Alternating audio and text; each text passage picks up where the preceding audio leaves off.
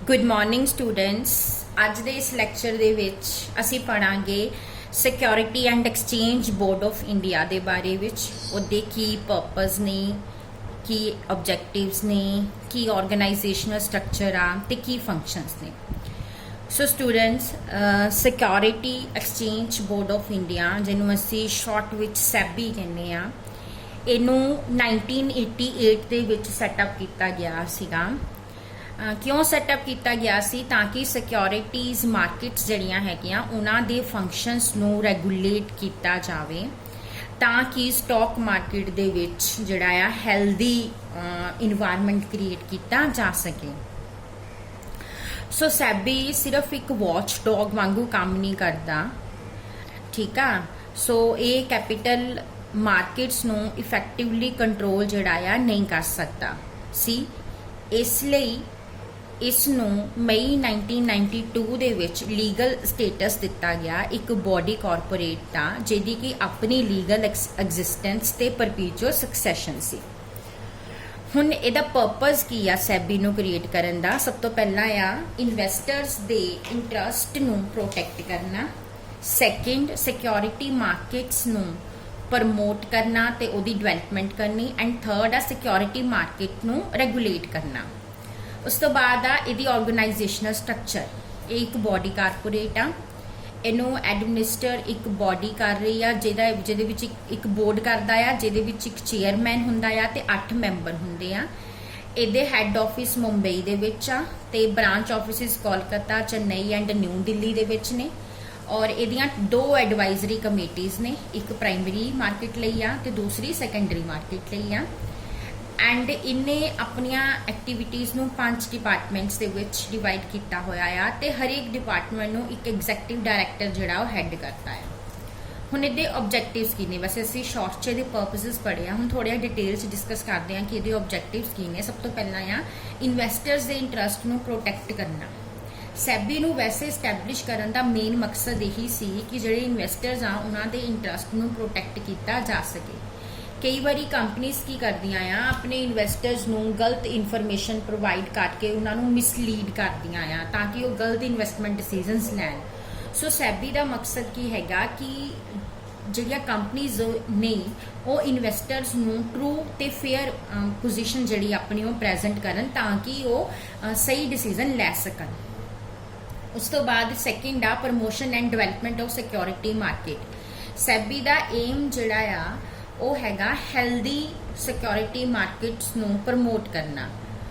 ਸੋ ਇਹ transparent trading procedure ਨੂੰ ਜਿਹੜਾ ਹੈਗਾ ਆ ਸਟੈਬਲਿਸ਼ ਕਰਨ ਨੂੰ ਪ੍ਰਮੋਟ ਕਰਦਾ ਆ, ਔਰ ਇਹ ਸਟਾਕ ਐਕਸਚੇਂਜਸ ਅਤੇ ਸਿਕਿਉਰਿਟੀ ਮਾਰਕੀਟਸ ਨੂੰ ਰੈਗੂਲੇਟ ਕਰਦਾ ਤਾਂ ਕਿ ਉਹ ਪ੍ਰੋਪਰ ਫੰਕਸ਼ਨਸ ਪਰਫਾਰਮ ਕਰਨ।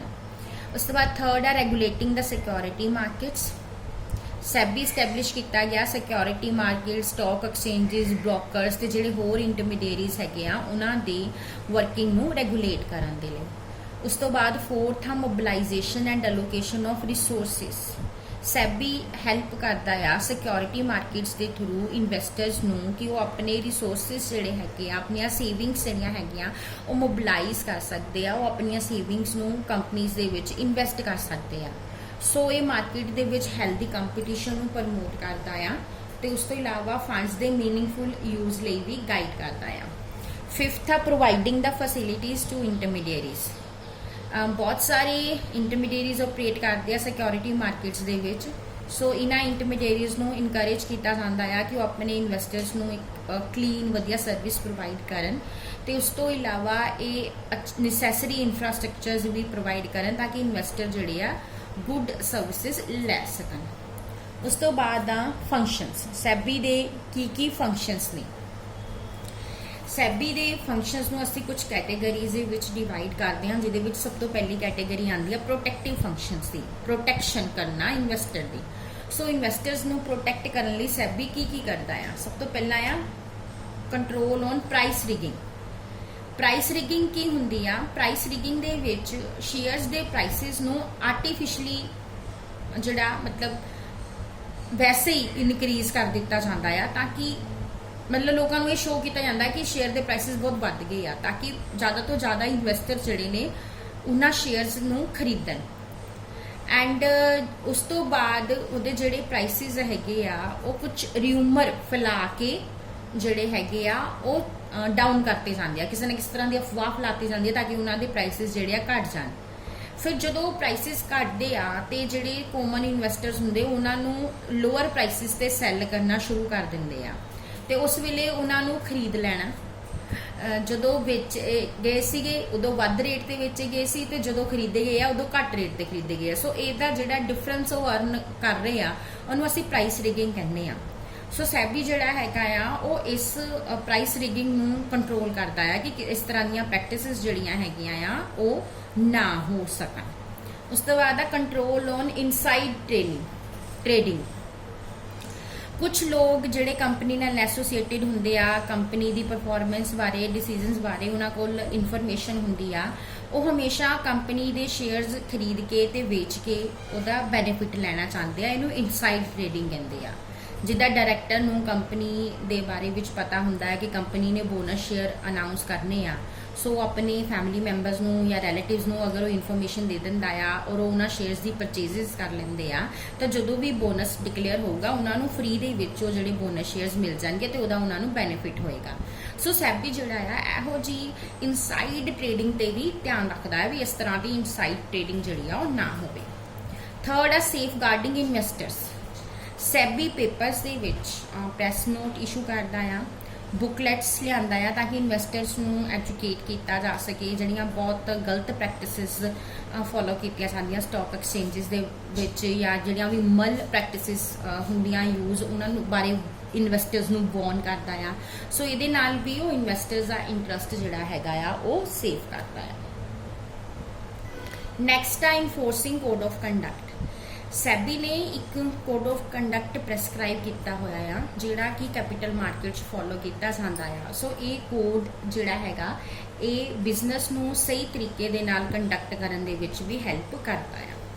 ਸੈਕਿੰਡ ਹੈਗਾ regulatory functions. Sabby security market ਨੂੰ ਵੀ ਰੈਗੂਲੇਟ ਕਰਦਾ ਆ, ਉਹਦੀ ਸੁਪਰਿੰਟੈਂਡੈਂਸ ਕਰਦਾ ਆ, ਸਟਾਕ ਐਕਸਚੇਂਜਸ ਤੇ ਕੰਟਰੋਲ ਕਰਦਾ ਆ। ਸੋ ਕਿਹੜੇ ਫੰਕਸ਼ਨਸ ਪਰਫਾਰਮ ਕਰਦਾ? ਸਭ ਤੋਂ ਪਹਿਲਾਂ ਮੋਨੀਟਰਿੰਗ। ਸੈਬੀ ਜਿਹੜਾ ਆ ਸਟਾਕ ਐਕਸਚੇਂਜਸ ਦੀ ਵਰਕਿੰਗ ਨੂੰ ਰੈਗੂਲੇਟ ਕਰਦਾ ਆ, ਜਿਹਦੇ ਵਿੱਚ NSE, OTC, EI ਇਹ ਵੀ ਆ ਜਾਂਦੇ ਆ। ਉਹਨਾਂ ਲਈ ਰੂਲਸ ਔਰ ਰੈਗੂਲੇਸ਼ਨਸ ਜਿਹੜੇ ਆ ਨੋਟੀਫਾਈ ਕਰਦਾ ਆ। ਸੋ ਸਟਾਕ ਐਕਸਚੇਂਜਸ ਨੂੰ ਸੈਬੀ ਨੂੰ ਰੈਗੂਲਰਲੀ ਰਿਟਰਨਸ ਜਿਹੜੀਆਂ ਸਬਮਿਟ ਕਰਨੀਆਂ ਪੈਂਦੀਆਂ ਆ ਔਰ ਇਹ ਸ਼ੋ ਕਰਨਾ ਪੈਂਦਾ ਕਿ ਉਹ ਉਹਦੇ ਆਰਡਰਸ ਨੂੰ ਜਿਹੜਾ ਆ ਕੰਪਲਾਈ ਕਰ ਰਹੇ ਆ। ਤੇ ਉਸ ਤੋਂ ਇਲਾਵਾ ਉਹਨਾਂ ਦੀ ਜਿਹੜੀ ਹੈਗੀ ਆ ਆਡਿਟ ਵੀ ਕੀਤੀ ਜਾਂਦੀ ਆ ਕਿ ਕਿਸੇ ਤਰ੍ਹਾਂ ਦੀਆਂ ਕੋਈ ਇਰੈਗੂਲੈਰਿਟੀਜ਼ ਨਾ ਹੋਣ, ਇਹਨਾਂ ਨੂੰ ਫਾਈਂਡ ਆਊਟ ਕਰਨ ਲਈ। ਸੈਕਿੰਡ ਆ ਰੈਗੂਲੇਟਿੰਗ ਦਾ ਇੰਟਰਮੀਡੀਏਰੀਜ਼। ਸੈਬੀ ਇੰਟਰਮੀਡੀਏਰੀਜ਼ ਦੀ ਵਰਕਿੰਗ ਨੂੰ ਰੈਗੂਲੇਟ ਕਰਨ ਲਈ ਜਿੱਦਾਂ ਕਿ ਬ੍ਰੋਕਰਸ ਆ, ਅੰਡਰਰਾਈਟਰਸ ਆ, ਮਰਚੈਂਟ ਬੈਂਕਰਸ ਆ, ਉਹਨਾਂ ਨੂੰ ਵੀ ਰੈਗੂਲੇਟ ਕਰਨ ਲਈ ਬਹੁਤ ਸਾਰੇ ਰੂਲਸ ਔਰ ਰੈਗੂਲੇਸ਼ਨਸ ਜਿਹੜੇ ਆ ਬਣਾਉਂਦਾ ਆ। ਉਹਨਾਂ ਵਾਸਤੇ ਕੋਡ ਆਫ ਕੰਡਕਟ ਬਣਾਏ ਜਾਂਦੇ ਆ ਤੇ ਉਹਨਾਂ ਲਈ ਜ਼ਰੂਰੀ ਹੁੰਦਾ ਆ ਕਿ ਉਹ ਸਾਰੀਆਂ ਜਿਹੜੀਆਂ ਗਾਈਡਲਾਈਨਸ ਔਰ ਰੂਲਸ ਨੇ ਜੋ ਕੋਡ ਆਫ ਕੰਡਕਟ ਆ ਉਹਨੂੰ ਫੋਲੋ ਕਰਨ। ਉਸ ਤੋਂ ਬਾਅਦ ਆ ਰੈਗੂਲੇਟਿੰਗ ਦਾ ਮਿਊਚੁਅਲ ਫੰਡਸ। ਜਿੰਨੇ ਵੀ ਮਿਊਚੁਅਲ ਫੰਡਸ ਹੈਗੇ ਆ ਉਹ ਸਾਰੇ ਸੈਬੀ ਨਾਲ ਰਜਿਸਟਰਡ ਆ। ਸੋ ਉਹਨਾਂ ਨੂੰ ਵੀ ਆਪਣੇ ਬਿਜ਼ਨਸ ਬਾਰੇ ਇਨਫੋਰਮੇਸ਼ਨ ਪ੍ਰੋਵਾਈਡ ਕਰਨੀ ਪੈਂਦੀ ਆ ਤੇ ਉਹਦੀ ਵਰਕਿੰਗ ਨੂੰ ਵੀ ਸੈਬੀ ਜਿਹੜਾ ਆ ਰੈਗੂਲੇਟ ਕਰਦਾ ਆ। ਉਸ ਤੋਂ ਬਾਅਦ ਫੋਰਥ ਹੈਗਾ ਆ ਇਨਵੈਸਟੀਗੇਟਿੰਗ ਦਾ take over bids. Take over ਦੇ ਵਿੱਚ ਕੀ ਹੁੰਦਾ ਕਿ ਜਦੋਂ ਇੱਕ ਕੰਪਨੀ ਕਿਸੇ ਦੂਸਰੇ ਕੰਪਨੀ ਨੂੰ ਪਰਚੇਜ਼ ਕਰ ਲੈਂਦੀ ਆ ਜਾਂ ਇੱਕ ਕੰਪਨੀ ਜਿਹੜੀ ਦੂਸਰੀ ਕੰਪਨੀ ਨੂੰ ਆਪਣੀ ਕੰਪਨੀ ਵੇਚ ਰਹੀ ਆ। ਸੋ ਸੈਬੀ ਇਨਵੈਸਟ ਕਰਦਾ ਇਹੋ ਜਿਹੀਆਂ ਟੇਕ ਓਵਰਸ ਨੂੰ ਕਿ ਜਿਹੜੇ ਟੇਕ ਓਵਰ ਕੀਤੇ ਗਏ ਆ ਉਹਦੇ ਪਿੱਛੇ ਰੀਅਲ ਇੰਟੈਂਸ਼ਨ ਕੀ ਸੀ ਉਹਨਾਂ ਕੰਪਨੀਜ਼ ਦੀ। ਉਸ ਤੋਂ ਬਾਅਦ ਲਾਸਟ ਹੈਗਾ ਆ ਅਰਜਡੀਗੇਸ਼ਨ। ਅਰਜਡੀਗੇਸ਼ਨ ਬਹੁਤ ਸਾਰੇ ਜਿਹੜੇ ਮੈਟਰਸ ਹੁੰਦੇ ਆ ਜਦੋਂ ਕੋਈ ਵੀ ਕੰਪਨੀ ਅਰਜਡੀਗੇਟ ਹੁੰਦੀ ਆ ਤਾਂ ਉਹਦੀਆਂ ਪ੍ਰੋਸੀਡਿੰਗਸ ਹੁੰਦੀਆਂ ਆ तो ਉਹਨਾਂ ਦੇ ਵਿੱਚ ਜੇ ਕੋਈ ਪਰਸਨ ਸੈਟੀਸਫਾਈਡ ਨਹੀਂ ਹੈਗਾ ਉਹਨਾਂ ਦੀਆਂ ਪ੍ਰੋਸੀਡਿੰਗਸ ਨੂੰ ਤਾਂ ਉਹਨਾਂ ਦੇ ਅਗੇਂਸਟ ਉਹ ਅਪੀਲ ਵੀ ਸੈਬੀ ਨੂੰ ਕਰ ਸਕਦਾ ਹੈ। ਲਾਸਟ ਹੈਗੇ ਆ ਸਾਡੇ ਡਿਵੈਲਪਮੈਂਟ ਫੰਕਸ਼ਨਸ।